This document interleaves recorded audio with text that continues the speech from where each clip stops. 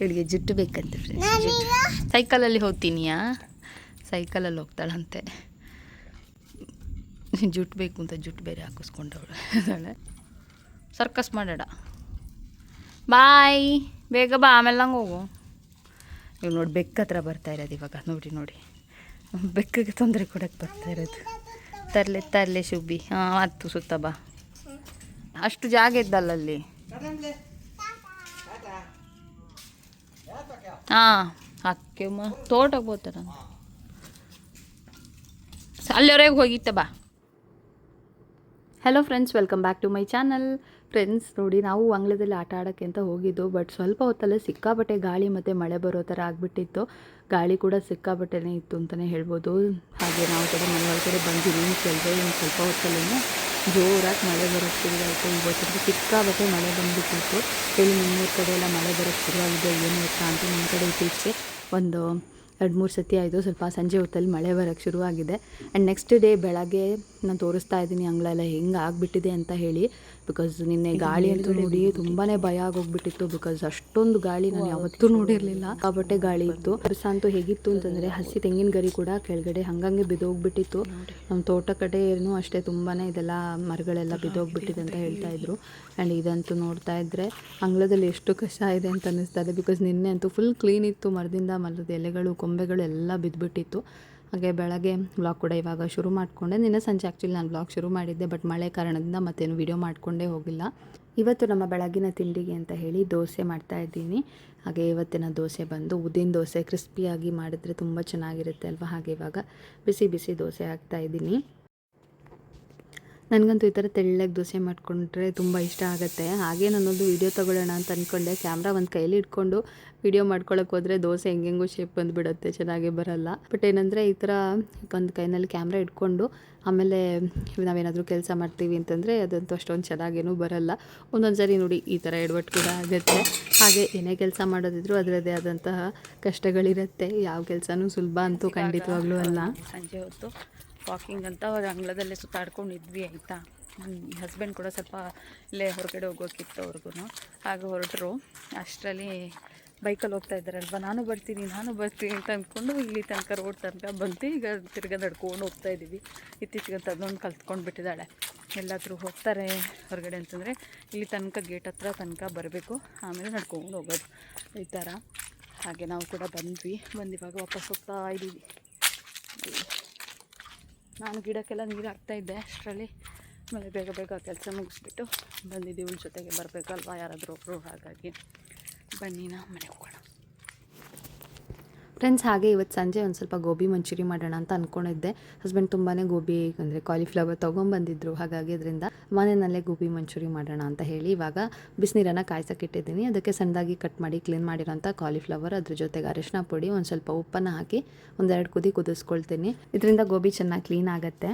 1-2 ಕುದಿ ಕುದ್ದಿದ ತಕ್ಷಣವೇ ಅದನ್ನು ಗೋಬಿನೆಲ್ಲ ನೀರಿಂದ ಸಪ್ರೇಟ್ ಮಾಡಿ ಇಟ್ಕೋಬೇಕು. ಸೊ ಅದು ತಣ್ಣಗಾಗಲಿ ಅಷ್ಟರಲ್ಲಿ ನಾವು ಮಸಾಲೆ ಎಲ್ಲ ರೆಡಿ ಮಾಡ್ಕೊಳ್ಳೋಣ. ತರಕಾರಿ ಹೆಚ್ಕೊಳ್ಳೋದು ಇದೆಲ್ಲ ಈ ಟೈಮಲ್ಲಿ ಮಾಡ್ಕೋಬೋದು. ಬೇಗನೆ ಆಗುತ್ತೆ, ತುಂಬ ಏನು ಟೈಮ್ ಹಿಡಿಸಲ್ಲ. ಇವಾಗ ಈ ಗೋಬಿನ ತಣ್ಣಗಾಕಕ್ಕೆ ಬಿಡ್ತೀನಿ. ಈ ಕಡೆ ನಾನು ತರಕಾರಿ ಅಂತ ಅಂದ್ಬಿಟ್ಟು ಬೆಳ್ಳುಳ್ಳಿ, ಈರುಳ್ಳಿ, ಅದ್ರ ಜೊತೆಗೆ ಕ್ಯಾಪ್ಸಿಕಮ್ಮು, ಒಂದು ಸ್ವಲ್ಪ ಶುಂಠಿ, ಹಸಿಮೆಣಸಿನ್ಕಾಯಿ, ಕೊತ್ತಂಬರಿ ಸೊಪ್ಪು ಇದಿಷ್ಟನ್ನು ಕಟ್ ಮಾಡಿ ಎತ್ತಿಟ್ಕೊಂಡಿದ್ದೀನಿ. ಇವಾಗ ಒಂದು ಪಾತ್ರೆಗೆ ಕಾರ್ನ್ಫ್ಲೋರನ್ನು ಹಾಕ್ಕೊಳ್ತಾ ಇದ್ದೀನಿ. ಒಂದು ದೊಡ್ಡ ಕಪ್ ಆಗುವಷ್ಟು ಕಾರ್ನ್ಫ್ಲೋರನ್ನು ಸೇರಿಸ್ಕೊಂಡಿದ್ದೀನಿ. ಅದ್ರ ಜೊತೆಗೆ ಅದರ ಅರ್ಧದಷ್ಟು ಮೈದಾ ಹುಡಿಯನ್ನು ಸೇರಿಸ್ಕೊಳ್ತಾ ಇದ್ದೀನಿ. ನೀವು ಯಾವ ಕಪ್ಪಲ್ಲಿ ತೊಗೊಳ್ತೀರಾ ಅದರ ಅರ್ಧದಷ್ಟು. ನಾನೇನು ಕಪ್ಪಲ್ಲೂ ಅಳತೆ ಮಾಡಿ ಏನೂ ಹಾಕಿಲ್ಲ, ಒಂದು ಕಣ್ಣು ಅಂದಾಜಿಗೆ ಹಾಕಿದ್ದೀನಿ ಅಷ್ಟೇ. ನಾನು ಸ್ವಲ್ಪ ಕಮ್ಮಿನೇ ಅಳತೆ ಮಾಡಿ ಹಾಕ್ಕೊಳ್ಳೋದು, ಒಂದು ಅಂದಾಜಿಗೆ ಹಾಕ್ಬಿಡ್ತೀನಿ. ಹೆಚ್ಚು ಕಮ್ಮಿನೂ ಆಮೇಲೆ ಅಡ್ಜಸ್ಟ್ ಆಗುತ್ತದೆ ಹಂಗೋ ಹೆಂಗೋ. ಸೊ ಹಾಗೆ ಇವಾಗ ಒಂದು ಸ್ವಲ್ಪ ಮೈದಾ ಕೂಡ ಸೇರಿಸ್ಕೊಂಡಿದ್ದೀನಿ. ನನ್ನ ಮಗಳು ಕೂಡ ಇಲ್ಲಿ ಬಂದು ಹೆಲ್ಪ್ ಮಾಡ್ತಾ ಇದ್ದಾಳೆ. ಈ ಥರ ಏನಾದರೂ ಹಿಟ್ಟೆಲ್ಲ ಹಾಕ್ಬಿಟ್ಟು ಮಿಕ್ಸ್ ಮಾಡ್ತೀವಿ ಅಂತಂದರೆ ಅವಳಂತೂ ಬರ್ತಾಳೆ. ಈ ಹಿಟ್ಟಲ್ಲಿ ಆಟ ಆಡ್ಬೋದಲ್ವ, ಅದಕ್ಕೋಸ್ಕರ. ಹಾಗೆ ನೋಡಿ ಕೈಗೆ ಕಾಲಿಗೆಲ್ಲ ಹಾಕ್ಕೊಂಡು ಕುತ್ಕೊಂಡು ಬಿಟ್ಟಿದ್ದಾಳೆ. ರುಚಿಗೆ ತಕ್ಕಷ್ಟು ಉಪ್ಪನ್ನು ಹಾಕ್ಕೊಳ್ತಾ ಇದ್ದೀನಿ. ಆ್ಯಂಡ್ ಇದಕ್ಕೆ ಒಂದು ಸ್ವಲ್ಪ ಖಾರದ ಪುಡಿ. ನಿಮಗೆ ಖಾರ ಜಾಸ್ತಿ ಬೇಕು, ಕಲರ್ ಜಾಸ್ತಿ ಬೇಕು ಅಂತಂದರೆ ಜಾಸ್ತಿ ಖಾರದ ಪುಡಿ ಹಾಕಿ. ನಾನಿಲ್ಲಿ ಮೀಡಿಯಮ್ ಆಗಿರಲಿ ಅಂತ ಹೇಳ್ಬಿಟ್ಟು ತುಂಬ ಖಾರ ಹಾಕಿಲ್ಲ. ನೀವು ಯೂಶ್ವಲಿ ನೋಡಿರ್ಬೋದು ಹೊರಗಡೆ ಎಲ್ಲ ಸ್ಟ್ರೀಟ್ ಸ್ಟೈಲಲ್ಲೆಲ್ಲ ಜಾಸ್ತಿ ಖಾರ ಹಾಕಲ್ಲ. ಈ ಕೋಟಿಂಗ್ ಏನಿದೆ ತುಂಬ ಲೈಟಾಗಿರುತ್ತೆ. ಸಾಸೇ ತುಂಬ ಸ್ಟ್ರಾಂಗಾಗಿ ಮಾಡ್ತಾರೆ. ಸೊ ನಾನು ಆ ಥರ ಮಾಡೋಣ ಅಂತ ಅಂದ್ಕೊಂಡು ಮಾಡ್ತಾ ಇರೋದು. ಇದಕ್ಕೆ ಇವಾಗ ಒಂದು ಸ್ವಲ್ಪನೇ ನೀರು ಹಾಕ್ಕೊಂಡು ಗಟ್ಟಿಯಾಗಿ ಕಲಿಸ್ಕೊಳ್ತೀನಿ. ಬಿಕಾಸ್ ನಾವು ಕಾಲಿಫ್ಲವರನ್ನು ಬೇಯಿಸಿರ್ತೀವಲ್ವ, ಅದು ಇದಕ್ಕೆ ಹಾಕಿ ಮಿಕ್ಸ್ ಮಾಡಿದ ತಕ್ಷಣ ಸ್ವಲ್ಪ ನೀರು ಬಿಡುತ್ತೆ. ಅದಕ್ಕೋಸ್ಕರ ಆದಷ್ಟು ಗಟ್ಟಿಯಾಗಿ ಕಲಿಸ್ಕೊಳ್ಳಿ. ಹಾಗೆ ಈ ಹಿಟ್ಟೇನಿದೆ ಇದಕ್ಕೆ ನಿಮ್ಗೆ ಬೇಕು ಅಂತಂದರೆ ಶುಂಠಿ ಬೆಳ್ಳುಳ್ಳಿ ಪೇಸ್ಟ್ ಕೂಡ ಹಾಕ್ಕೋಬೋದು. ನಾನು ಇದಕ್ಕೆ ಇವತ್ತೇನು ಆ್ಯಡ್ ಮಾಡಿಲ್ಲ. ಬೇಕು ಅಂತಂದರೆ ಎಕ್ಸ್ಟ್ರಾ ಫ್ಲೇವರ್ ಕೊಡುತ್ತೆ ನಿಮಗೆ, ಆ್ಯಡ್ ಮಾಡಿಕೊಂಡ್ರೆ ಚೆನ್ನಾಗಿರುತ್ತೆ. ಇವಾಗ ನೋಡಿ ಗೋಬಿ ಬ್ಯಾಟರ್ ಕೂಡ ತಿಕ್ಕಾಗಿ ರೆಡಿ ಮಾಡ್ಕೊಂಡಿದ್ದೀನಿ. ಗೋಬಿ ಬೇಯಿಸಿರೋದೇನಿದೆ ಅದು ಕೂಡ ತಣ್ಣಗಾಗಿದೆ. ಎಲ್ಲನೂ ಒಟ್ಟಿಗೆ ಹಾಕಿಬಿಟ್ಟು ನೀಟಾಗಿ ಮಿಕ್ಸ್ ಮಾಡ್ಕೊಳ್ತೀನಿ. ಒಂದು ಸ್ವಲ್ಪ ಕೂಡ ನೀರಿನಂಶ ಇಲ್ಲದೆ ಇರೋ ಥರ ನೋಡ್ಕೊಳ್ಳಿಲ್ಲ ಅಂತಂದರೆ ಹಿಟ್ಟು ತುಂಬ ತೆಳ್ಳಗಾಗಿಬಿಟ್ಟು ಎಣ್ಣೆ ಇಳಿಯುತ್ತೆ, ಚೆನ್ನಾಗಾಗಲ್ಲ. ಸೊ ನೀಟಾಗಿ ನೋಡಿ ಕರೆಕ್ಟಾಗಿ ಆಗಿತ್ತು ನಾನು ಹಿಟ್ಟು ಕಲಸಿರೋದು. ಒಂದು 5-6 ಗೋಬಿ ಪೀಸ್ ಆಗುವಷ್ಟು ನಾನು ಸಪ್ರೇಟಾಗಿ ಎತ್ತಿಟ್ಟಿದ್ದೆ. ಲಾಸ್ಟಲ್ಲಿ ಒಂದು ಸ್ವಲ್ಪ ಹಿಟ್ಟು ಮಿಕ್ಕತ್ತೆ ಅಲ್ವಾ, ಸೊ ಅವಾಗ ಹಾಕಿಬಿಟ್ಟು ಕಲಸಿ ಹಾಕಿದ್ರೆ ಕರೆಕ್ಟಾಗಿ ಆಗುತ್ತೆ ಅಂತ ಹೇಳಿ. ಸೊ ಹಾಗೆ ಕರೆಕ್ಟಾಗಿ ಆಗಿತ್ತು. ಆ್ಯಂಡ್ ಇವಾಗ ಬಿಸಿ ಬಿಸಿ ಎಣ್ಣೆ ಕಾದಿರುತ್ತಲ್ವ, ಸೊ ಅದಕ್ಕೆ ಹಾಕಿಬಿಟ್ಟು ಕರಿಯೋದು. ತಕ್ಷಣವೇ ಕರ್ಕೊಂಡ್ಬಿಡಬೇಕು, ಸ್ವಲ್ಪ ಹೊತ್ತಿಟ್ಟರೆ ಮತ್ತೆ ನೀರು ಬಿಡುತ್ತೆ. ಅದಕ್ಕೋಸ್ಕರ ಇದಕ್ಕೆ ನೀವು ಒಂದು ಸ್ವಲ್ಪ ಉಪ್ಪು ಖಾರ ಎಲ್ಲ ಜಾಸ್ತಿ ಹಾಕ್ಕೊಂಡು ಹಾಗೆ ಫ್ರೈ ಮಾಡ್ಕೊಂಡು ತಿನ್ಕೋಬೋದು. ಅದು ತುಂಬ ಚೆನ್ನಾಗಿರುತ್ತೆ. ನಾನಿವತ್ತು ಲೈಟಾಗಿ ಮಾಡಿರೋದ್ರಿಂದ ಹಾಗೆ ತಿನ್ನೋಕ್ಕೇನು ಅಷ್ಟೊಂದು ವಾವ್ ಅನ್ನೋ ಥರ ಏನೂ ಇರಲ್ಲ. ಬಿಕಾಸ್ ಸಪ್ಪೆ ಜಾಸ್ತಿ ಇರುತ್ತೆ, ಖಾರವಾಗಿದ್ದರೆ ಅಲ್ವಾ ಚೆನ್ನಾಗಿರೋದು ಈ ಥರದ್ದೆಲ್ಲ. ಹಾಗಾಗಿ ಜಸ್ಟ್ ಹಾಗೆ ಹಾಕಿಬಿಟ್ಟು ಕರಿತಾ ಇದ್ದೀನಿ. ಒಂದು ಸ್ವಲ್ಪ ಕಾರ್ನ್ಫ್ಲೋರ್ ಇಟ್ಕೊಂಡು ಆಟ ಆಡ್ತಾ ಇದ್ದಾಳೆ. ನಾನಿಲ್ಲಿ ಕರಿತಾ ಇದ್ದೀನಿ ಈ ಕಡೆ. ಹಾಗೆ ನೋಡಿ ಇದು ಇಷ್ಟೇ ಕಲರ್ ಬರೋದೇನು ಜಾಸ್ತಿ ಬರಲ್ಲ, ಬಿಕಾಸ್ ನಾವೇನೋ ಜಾಸ್ತಿ ಖಾರ ಪುಡಿ ಆಗಿರ್ಬೋದು ಕಲರ್ ಏನೂ ಹಾಕಿಲ್ವಲ್ಲ, ಹಾಗಾಗಿ. ಸೊ ಚೆನ್ನಾಗಿ ಅದು ಕ್ರಿಸ್ಪಿ ಆಗೋ ತನಕ ಫ್ರೈ ಮಾಡ್ಕೊಳ್ಳಿ. ಬಟ್ ಈ ಥರ ಮಾಡೋದ್ರಿಂದ ತುಂಬ ಚೆನ್ನಾಗಿ ಕ್ರಿಸ್ಪಿಯಾಗಿ ಆಗುತ್ತೆ ಆಯಿತಾ, ಕ್ರಂಚಿಯಾಗಿ ತುಂಬ ಚೆನ್ನಾಗಿರುತ್ತೆ. ಇದೇ ರೀತಿ ಎಲ್ಲ ಗೋಬಿಯನ್ನು ಕೂಡ ನಾನು ಫ್ರೈ ಮಾಡಿ ಎತ್ತಿಟ್ಕೊಂಡಿದ್ದೀನಿ. ಇವಾಗ ಮೇನ್ ಸ್ಟೆಪ್ಪು ಗೋಬಿಗೆ ಬೇಕಾಗಿರೋಂಥ ಸಾಸ್ ಮಾಡುವಂಥ ಟೈಮು. ಸೊ 1-2 ಸ್ಪೂನ್ ಆಗುವಷ್ಟು ಎಣ್ಣೆನ ಸೇರಿಸ್ಕೊಂಡಿದ್ದೀನಿ ಬಾಣಲಿಗೆ. ಅದು ಚೆನ್ನಾಗಿ ಬಿಸಿ ಆದ ನಂತರ ಅದಕ್ಕೆ ಬೆಳ್ಳುಳ್ಳಿ ಹಾಗೆಯೇ ಶುಂಠಿ, ಒಂದು ಸ್ವಲ್ಪ ಹಸಿಮೆಣಸಿನ್ಕಾಯಿನ ಸಣ್ಣದಾಗಿ ಕಟ್ ಮಾಡಿ ಸೇರಿಸ್ಕೊಳ್ತಾ ಇದ್ದೀನಿ. ಗೋಬಿ ಮಂಚೂರಿಗೆ ಯಾವತ್ತೂ ಬೆಳ್ಳುಳ್ಳಿ ಸ್ವಲ್ಪ ಜಾಸ್ತಿನೇ ಬೇಕು, ತುಂಬ ಚೆನ್ನಾಗಿ ಘಮ ಕೊಡುತ್ತೆ ಅವಾಗ. ಹಾಗೆ ಆದಷ್ಟು ಹೈ ಫ್ಲೇಮಲ್ಲೇ ಮಾಡಿ. ತುಂಬ ಲೋ ಫ್ಲೇಮಲ್ಲಿ ಇಟ್ಟರೆ ಅದೊಂಥರ ಆ ಫ್ಲೇವರ್ ಚೆನ್ನಾಗಿ ಬರಲ್ಲ ಅಂತ ನಂಗೆ ಅನಿಸುತ್ತೆ. ಸೊ ಸ್ವಲ್ಪ ಹೈ ಫ್ಲೇಮಲ್ಲಿ ಇಟ್ಕೊಂಡು ಫ್ರೈ ಮಾಡ್ಕೊಳ್ಳಿ. ಚೆನ್ನಾಗಿ ಗೋಲ್ಡನ್ ಕಲರ್ ಬಂದ ನಂತರ ಇದಕ್ಕೆ ನಾವು ಈರುಳ್ಳಿನ ಮತ್ತು ಕ್ಯಾಪ್ಸಿಕಮನ್ನು ಸೇರಿಸ್ಕೊಂಡು ಚೆನ್ನಾಗಿ ಫ್ರೈ ಮಾಡ್ಕೊಳ್ಳಿ. ಇವಾಗ ನೋಡಿ ಗೋಲ್ಡನ್ ಕಲರ್ ಬಂದಿದೆ. ಈ ಟೈಮಲ್ಲಿ ನಾನು ಈರುಳ್ಳಿ ಮತ್ತು ಕ್ಯಾಪ್ಸಿಕಮನ್ನು ಜೊತೆಗೇ ಹಾಕ್ತಾಯಿದ್ದೀನಿ. ಚೆನ್ನಾಗಿ ಫ್ರೈ ಮಾಡ್ಕೊಳ್ಳಿ. ಜಾಸ್ತಿ ಬೇಯೋ ಅವಶ್ಯಕತೆ ಇಲ್ಲ, ಸ್ವಲ್ಪ ಕ್ರಂಚಿಯಾಗಿ ಹಾಗೆಯೇ ಬಾಯಿಗೆ ಸಿಕ್ಕಿದ್ರೆ ತುಂಬ ಚೆನ್ನಾಗಿರುತ್ತೆ. ಇದು ಫ್ರೈ ಆಗ್ತಾ ಇರೋ ಅಷ್ಟರಲ್ಲಿ ನಾನಿಲ್ಲಿ ಇವಾಗ ಇದಕ್ಕೆ ಒಂದು ಸಾಸನ್ನು ರೆಡಿ ಮಾಡ್ಕೊಳ್ತಾ ಇದ್ದೀನಿ. 1 ಸ್ಪೂನ್ ಆಗೋವಷ್ಟು ಕಾರ್ನ್ಫ್ಲವರನ್ನು ಒಂದು ಬೌಲಲ್ಲಿ ತೊಗೊಂಡಿದ್ದೀನಿ. ಇದಕ್ಕೆ ಟೊಮ್ಯಾಟೊ ಸಾಸನ್ನು ನಿಮ್ಗೆ ಎಷ್ಟು ಬೇಕು ಸ್ವೀಟ್ನೆಸ್ಸು ನೋಡ್ಕೊಂಡು ಆ್ಯಡ್ ಮಾಡ್ಕೊಳ್ಳಿ. ಹಾಗೆ ಒಂದು ಸ್ವಲ್ಪ ಸೋಯಾ ಸಾಸ್ ತುಂಬ ಜಾಸ್ತಿ ಹಾಕ್ಕೊಂಡ್ರೆ ಹುಳಿ ಅಂಶ ಜಾಸ್ತಿ ಅನಿಸುತ್ತೆ. ಸೊ ಅದಕ್ಕೋಸ್ಕರ 1-2 ಸ್ಪೂನ್ ಹಾಕಿ ಮತ್ತೆ ಬೇಕು ಅಂತ ಅನಿಸಿದ್ರೆ ಮತ್ತೆ ಹಾಕ್ಕೋಬೋದು. ಚಿಕ್ಕ ಸ್ಪೂನಲ್ಲಿ 1-2 ಸ್ಪೂನ್ ಆಗುವಷ್ಟು ಹಾಕ್ಕೊಳ್ತಾ ಇದ್ದೀನಿ. ಅದ್ರ ಜೊತೆಗೆ ಗ್ರೀನ್ ಚಿಲ್ಲಿ ಸಾಸ್ ಇಲ್ಲ ರೆಡ್ ಚಿಲ್ಲಿ ಸಾಸ್ ಇದಷ್ಟನ್ನು ಹಾಕ್ಕೊಂಡು ಉಪ್ಪು ಬೇಕು ಅಂತ ಅನಿಸಿದ್ರೆ ಈ ಟೈಮಲ್ಲಿ ಒಂದು ಸ್ವಲ್ಪ ಇದಕ್ಕೆ ಹಾಕ್ಕೋಬೋದು. ಸಾಸಲ್ಲಿ ಉಪ್ಪಿರುತ್ತೆ ಆ್ಯಂಡ್ ಆಲ್ರೆಡಿ ನಾವು ಕರೆದಿರೋಂಥದ್ರಲ್ಲೂ ಉಪ್ಪಿರುತ್ತೆ. ಜಸ್ಟ್ ಆ ತರಕಾರಿಗೆ ಹಾಕ್ಕೊಂಡ್ರೆ ಸಾಕಾಗುತ್ತೆ. ನೋಡಿಕೊಂಡು ಒಂದು ಸ್ವಲ್ಪ ಆ್ಯಡ್ ಮಾಡ್ಕೊಳ್ಳಿ. ನಾನಿಲ್ಲಿ ಗಾಂಧಾರಿ ಮೆಣಸಿನ ಹುಡಿನ ಸೇರಿಸ್ಕೊಂಡಿದ್ದೀನಿ. ಇದಿಲ್ಲ ಅಂತಂದರೆ ನೀವು ಚಿಲ್ಲಿ ಪೌಡರನ್ನು ಕೂಡ ಹಾಕ್ಕೋಬೋದು ಖಾರಕ್ಕೆ. ಅದ್ರ ಜೊತೆಗೆ ಒಂದು ಸ್ವಲ್ಪ ಪೆಪ್ಪರ್ ಪುಡಿನೂ ಕೂಡ ಸೇರಿಸ್ಕೋಬೋದು. ಇವತ್ತು ನಾನು ಪೆಪ್ಪರ್ ಪುಡಿನ ಹಾಕ್ಕೊಂಡಿಲ್ಲ, ಬೇಕು ಅನಿಸಿದ್ರೆ ನೀವು ಹಾಕ್ಕೋಬೋದು. ಸೊ ಇದಿಷ್ಟು ಹಾಕಿ 1 ಗಂಟೆ ನೀಟಾಗಿ ನೀರು ಹಾಕ್ಕೊಂಡು ಕಲಸ್ಕೊಂಡು ಇಟ್ಕೋಬೇಕು. ಈರುಳ್ಳಿ ಮತ್ತು ಕ್ಯಾಪ್ಸಿಕಮ್ ಕೂಡ ಇವಾಗ ಚೆನ್ನಾಗಿ ಫ್ರೈ ಆಗಿದೆ. ಇವಾಗ ಈ ಮಸಾಲೆ ಏನಿದೆ ಅಂದರೆ ನಾವು ಸಾಸ್ ಏನು ರೆಡಿ ಮಾಡ್ಕೊಂಡಿದ್ದೀವಿ ಇದನ್ನು ಹಾಕ್ಕೊಂಡು ಚೆನ್ನಾಗಿ ನೀರು ಇನ್ನೂ ಒಂದು ಸ್ವಲ್ಪ ಬೇಕು ಅನಿಸಿದ್ರೆ ಹಾಕ್ಕೊಳ್ಳಿ. ಹಾಕಿದ ತಕ್ಷಣ ಅದು ಗಟ್ಟಿಯಾಗುತ್ತೆ, ಅದಕ್ಕೋಸ್ಕರ ಸ್ವಲ್ಪ ನೀರಾಗೆ ಮಾಡ್ಕೊಳ್ಳಿ ಆಯಿತಾ. ಸೊ ನಾನು ಹಾಕಿದ್ದು ಒಂದು ಸ್ವಲ್ಪ ಗಟ್ಟಿ ಅಂತ ಅನ್ನಿಸ್ತು. ಸೊ ತಿರ್ಗಾ ಮತ್ತೆ ಒಂದು ಸ್ವಲ್ಪ ನೀರನ್ನು ಆ್ಯಡ್ ಮಾಡಿಕೊಂಡೆ. ಸೊ ಚೆನ್ನಾಗಿ ಅದು ಸಾಸ್ ಥರ ರೆಡಿ ಆಗಬೇಕು. ಖಾರ ನೋಡಿ ನಿಮಗೆ ಹೆಂಗೆ ಬೇಕು ಹಂಗೆ ಅಡ್ಜಸ್ಟ್ ಮಾಡ್ಕೋಬೋದು. ಒಂದು ಸ್ವಲ್ಪ ಸ್ವೀಟ್ನೆಸ್ಗೆ ಅಥವಾ ಟೇಸ್ಟನ್ನು ಬ್ಯಾಲೆನ್ಸ್ ಮಾಡೋಕ್ಕೆ ಅಂತ ಹೇಳಿ ಒಂದು 1/4 ಚಮಚದಷ್ಟು ಸಕ್ಕರೆ ಕೂಡ ಸೇರಿಸ್ಕೊಂಡಿದ್ದೀನಿ. ಅದು ಕ್ಲಿಪ್ಪಿಂಗಲ್ಲಿ ಮಿಸ್ ಆಗಿದೆ ಆಯಿತಾ. ನೋಡಿ ಇವಾಗ ಕಲರ್ ಕೂಡ ತುಂಬ ಚೆನ್ನಾಗಿ ಬಂತು. ನಾನಿಲ್ಲಿ ಖಾರದ ಪುಡಿ ಬಳಸಿಲ್ಲದೆ ಇರೋದ್ರಿಂದ ಸ್ವಲ್ಪ ಕಲರ್ ಕಮ್ಮಿನೇ ಇದೆ. ನೀವು ಖಾರದ ಪುಡಿನೇ ಹಾಕ್ಕೊಂಡ್ರೆ ತುಂಬ ಚೆನ್ನಾಗಿ ಕಲರ್ ಬರುತ್ತೆ ಇನ್ನು ಆಯಿತಾ. ನಾನು ಗಾಂಧಾರಿ ಮೆಣಸಿನ ಹುಡಿ ಹಾಕಿರೋದಲ್ಲ, ಅದು ಜಾಸ್ತಿ ಕಲರ್ ಏನೂ ಇಲ್ಲ, ಅದಕ್ಕೋಸ್ಕರ. ಇವಾಗ ನಾವು ಫ್ರೈ ಮಾಡಿರೋಂಥ ಗೋಬಿನ ಹಾಕಿ ಚೆನ್ನಾಗಿ ಟಾಸ್ ಮಾಡ್ಕೋಬೇಕು, ಚೆನ್ನಾಗಿ ಮಿಕ್ಸ್ ಮಾಡ್ಕೋಬೇಕು. ಆ ಗೋಬಿಗೆ ಆ ಮಸಾಲ ಆಗ ಸಾಸ್ ಎಲ್ಲ ಹಿಡ್ಕೋಬೇಕು.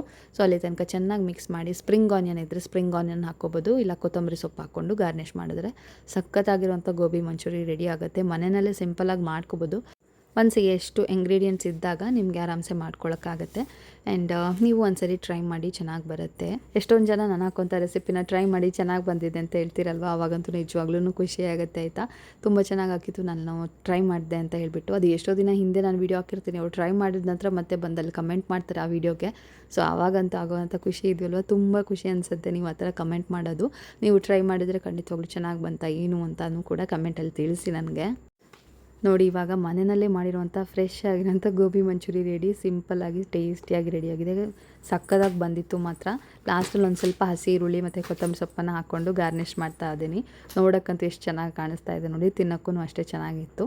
ಟ್ರೈ ಮಾಡಿ ನೀವು ಕೂಡ ಒಂದ್ಸರಿ. ಹಾಗೆ ಗೋಬಿ ಮಂಚೂರಿ ಲವರ್ಸ್ ಯಾರೆಲ್ಲ ಇದ್ದೀರಾ ಅವ್ರು ಕೂಡ ಕಮೆಂಟ್ ಮಾಡೋದನ್ನು ಮರಿಬೇಡಿ. ಫ್ರೆಂಡ್ಸ್, ಇವಾಗ ನಾನು ಸಂಜೆ ಸ್ವಲ್ಪ ಕರಿಬೇವು ಸೊಪ್ಪನ್ನೆಲ್ಲ ಕ್ಲೀನ್ ಮಾಡ್ತಾ ಇದ್ದೀನಿ. ಯಾಕೆಂತಂದರೆ ನಮ್ಮ ದೊಡ್ಡ ಮಾವನ ಮನೆಯಲ್ಲಿ ತಿಥಿ ಇದೆ ನಾಳೆ. ಸೊ ಅದಕ್ಕೋಸ್ಕರ ಸ್ವಲ್ಪ ಅಲ್ವಾ ಅಡುಗೆಗೆ ಅಂತ ಹೇಳಿಬಿಟ್ಟು ಕರಿಬೇವು ಸೊಪ್ಪನ್ನು ಕ್ಲೀನ್ ಮಾಡಿ ರೆಡಿ ಮಾಡಿ ತೊಗೊಂಡೋಗೋಣ ಅಂತ. ಸೊ ಅವ್ರು ಬೇಕು ಅಂತ ಹೇಳಿದರು. ಮಾವ ಇವತ್ತು ಹೆಂಗೂ ಹೋಗೋರು ಇದ್ದರು. ಸೊ ಅವ್ರ ಹತ್ರ ಕೊಟ್ಟು ಕಳಿಸಿದ್ರೆ ಈಸಿ ಆಗುತ್ತಲ್ವ ಅಂತ ಹೇಳಿ ಎಲ್ಲ ನೀಟಾಗಿ ನೋಡಿಕೊಂಡು ಕ್ಲೀನ್ ಮಾಡ್ತಾ ಇದ್ದೀನಿ. ಪಾಪು ಕೂಡ ನನಗೆ ಹೆಲ್ಪ್ ಮಾಡ್ತಾ ಕೂತ್ಕೊಂಡ್ಬಿಟ್ಟಿದ್ದಾಳೆ. ಮತ್ತು ಈ ಸೊಪ್ಪನ್ನೆಲ್ಲ ಮನೆಯೊಳಗೆ ತಂದು ಕ್ಲೀನ್ ಮಾಡೋಕ್ಕೆ ಹೊರಟಿದ್ರೆ ಅದೊಂಥರ ಕಷ್ಟ. ಇವಾಗಂತೂ ಮಳೆ ಎಲ್ಲ ಬರ್ತಾ ಇದೆಯಲ್ವ, ಸಣ್ಣ ಸಣ್ಣ ಹುಳುಗಳು, ಕಂಬಳಿ ಹುಳು ಆ ಥರದ್ದೆಲ್ಲ ಬಂದು ಎಲೆನಲ್ಲಿ ಕೂತ್ಕೊಂಡಿರುತ್ತೆ, ಮನೆಯಲ್ಲೆಲ್ಲ ಆಗ್ಬಿಡತ್ತೆ ಅಂತ ಹೇಳ್ಬಿಟ್ಟು ಹೊರಗಡೆನೇ ಕ್ಲೀನ್ ಮಾಡ್ಕೊಳ್ತಾ ಇದ್ದೀನಿ. Friends, welcome back to my channel. Friends, ಇವಾಗ ನಾವು ನಮ್ಮ ದೊಡ್ಡ ಮಾವನ ಮನೆಗೆ ಹೊರಡೋದಕ್ಕೆ ರೆಡಿಯಾಗಿದ್ದೀವಿ. ಅಲ್ಲಿ ಇವತ್ತು ತಿಥಿ ಇದೆ. ಸೊ ಹಾಗಾಗಿ ಹೋಗ್ತಾ ಇದ್ದೀವಿ. ರೆಡಿಯಾಗಾಯಿತು. ಎಷ್ಟೊಂದು ಸಿಂಪಲ್ ಕುರ್ತಾ ಹಾಕ್ಕೊಂಡಿದ್ದೀನಿ, ತೋರಿಸ್ದಾಗೆ ಇವಾಗ ರೆಡಿಯಾಗಾಯಿತು. ಹಸ್ಬೆಂಡಿನ ರೆಡಿ ಆಗ್ತಾ ಇದ್ದಾರೆ. ಕೆಲಸದವ್ರಿಗೆ ಒಂದು ಟೀ ಕೊಟ್ಬಿಟ್ಟು ಹೋಗೋದು. ಟೀ ಎಲ್ಲ ರೆಡಿ ಮಾಡಿದ್ದಾಗಿದೆ. 10:30 ಹಂಗೆ ಹೋಗೋಣ ಅಂತ ಅಂದ್ಕೊಂಡಿದ್ದೀವಿ ನಾವು. ರೆಡಿ ಆಗಿಬಿಟ್ಟು ಆ ಕಡೆಯಿಂದ ಈ ಕಡೆ ಓಡಾಡ್ತಾ ಇದ್ದಾಳೆ. ನಾನು ಬ್ಯಾಗ್ ಬೇರೆ ತೊಗೊಂಡಿದ್ದಾಳೆ. ಏನೋ ಬೊಟ್ಟು ಹಾಕೇ ಇದ್ದೀನಿ ಮಗಳು, ಹೋಪ ನೋಡಿ. ಫ್ರೆಂಡ್ಸ್, ಈ ಥರ ಇದೆ ಈ ಕುರ್ತಾ. ನನಗಂತೂ ಸಿಕ್ಕಾಪಟ್ಟೆ ಇಷ್ಟ ಆಯಿತು. ಯಾಕೆಂತಂದರೆ ತುಂಬ ಕಂಫರ್ಟಬಲ್ ಆಗಿದೆ. ಕಾಟನ್ ಆಗಿರೋದು ನನಗೆ ಏನು ಕಿರಿಕಿರಿ ಅಂತ ಅನಿಸಲ್ಲ. ಸ್ಲೀವ್ಸ್ ಕೂಡ ಅಷ್ಟೇ ತುಂಬ ಕ್ಯೂಟಾಗಿ ಎಂಬ್ರಾಯ್ಡ್ರಿ ಎಲ್ಲ ಮಾಡಿ, ನೆಕ್ ಹತ್ರನೂ ಅಷ್ಟೇ ಈ ಥರ ನೋಡಿ. ಈ ಥರ ಇದು ವಾಶ್ ಕೂಡ ಆಗಿದೆ. ಇದು ಎಷ್ಟು ಚೆನ್ನಾಗಿ ಕಾಣಿಸ್ತಾ ಇದೆ ನೋಡಿ. ಅದು ಅಲ್ಲದೆ ನಾನು ಇದನ್ನು ಎರಡು ಜನೇ ಸರ್ತಿ ಇವಾಗ ವೇರ್ ಮಾಡ್ತಾ ಇರೋದು. ಸೂಪರ್ ಆಗಿದೆ, ಕಂಫರ್ಟಬಲ್ ಆಗಿದೆ. ಆ್ಯಂಡ್ ಆಫರ್ಡೇಬಲ್ ಕೂಡ. 300 ರುಪೀಸ್ ಏನೋ, 350 ಆ ಥರ ಏನೋ ಅಷ್ಟೇ. ಬಟ್ ಸೂಪರ್ ಆಗಿದೆ. ಲಿಂಕ್ ಬೇಕಂದರೆ ನಾನು ಕೊಟ್ಟಿರ್ತೀನಿ. ನಿಮ್ಗೆ ಇಂಟ್ರೆಸ್ಟ್ ಇದೆ ಚೆಕ್ ಮಾಡಿ. ಹಾಗೆ ನನ್ನ ಮಗಳು ಕೂಡ ಬಂದು ಇಲ್ಲಿ ನೋಡಿ, ಅವಳೇ ಕ್ಲಿಪ್ಪೆಲ್ಲ ಹಾಕ್ಕೊಂಡು ನಿಂತ್ಕೊಂಡ್ಬಿಟ್ಟಿದ್ದಾಳೆ ನೋಡಿ. ಯಾವ ಥರ ನಾನು ಹಾಕ್ತೀನಿ ಅಂದರೆ ಕೇಳಲ್ಲ. ಸೊ ಯಾವ ಥರ ಹಾಕ್ಕೊಂಡಿದ್ದಾಳೆ ನೋಡಿ. ಹಾಗೆ ನೀನು ಹೊರಡಬೇಕು, ಬಿಸಿಲು ಬರ್ತಾಯಿದೆ. ಹಾಗೆ ಆಮೇಲೆ ಸಿಗ್ತೀನಿ ನಾನು. ಫ್ರೆಂಡ್ಸ್, ಮತ್ತೆ ಅಲ್ಲಿಂದ ಬಂದ ನಂತರ ನನಗೇನು ವೀಡಿಯೋ ಮಾಡೋಕ್ಕೆ ಆಗಿಲ್ಲ. ಸಿಕ್ಕಾಬಟ್ಟೆ ತಲೆನೋವು ಶುರು ಆಗಿಬಿಟ್ಟಿತ್ತು. ಹಾಗಾಗಿ ಏನೂ ವೀಡಿಯೋ ಮಾಡ್ಕೊಂಡಿರಲಿಲ್ಲ. ಆ್ಯಂಡ್ ಈ ವ್ಲಾಗನ್ನು ನಾನು ಇಲ್ಲಿಗೆ ಎಂಡ್ ಮಾಡ್ತೀನಿ. ಈ ವ್ಲಾಗ್ ಇಷ್ಟ ಆಗಿದ್ದರೆ ಪ್ಲೀಸ್ ಲೈಕ್, ಶೇರ್, ಕಮೆಂಟಿನ ಸಬ್ಸ್ಕ್ರೈಬ್ ಮಾಡದೆ ನೋಡ್ತಾ ಇದ್ದರೆ ಸಬ್ಸ್ಕ್ರೈಬ್ ಮಾಡಿ, ಸಪೋರ್ಟ್ ಮಾಡಿ. ಸಿಗೋಣ ಇನ್ನೊಂದು ವೀಡಿಯೋದೊಂದಿಗೆ. ಅಲ್ಲಿ ತನಕ take care and bye. Thanks for watching.